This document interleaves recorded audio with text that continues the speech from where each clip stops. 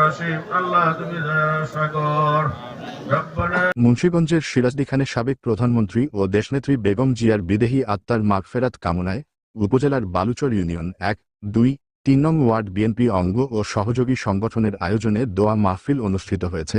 বুধবার ৭ই জানুয়ারি দুপুরে সিরাজদি খান উপজেলার বালুচর ইউনিয়নের বেগম বাজার সংলগ্ন নুরুল হক সরকারের বাড়ির আঙ্গিনায় এ দোয়া মাহফিল অনুষ্ঠিত হয়।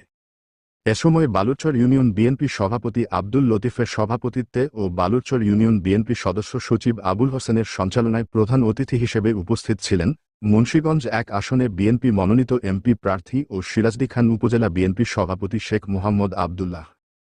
বিশেষ অতিথি হিসেবে উপস্থিত ছিলেন সিরাজদি খান উপজেলা বিএনপি সাবেক সভাপতি বীর মুক্তিযোদ্ধা আব্দুল কুদ্দুস ধীরেন, সিরাজদি খান উপজেলা বিএনপি সাধারণ সম্পাদক এম হায়দার আলী, উপজেলা বিএনপি সহ সভাপতি ফারুক হোসেন মেম্বার, সাবেক সদস্য সচিব আনসার মোল্লা, সাংগঠনিক সম্পাদক আমিন উদ্দিন চৌধুরী।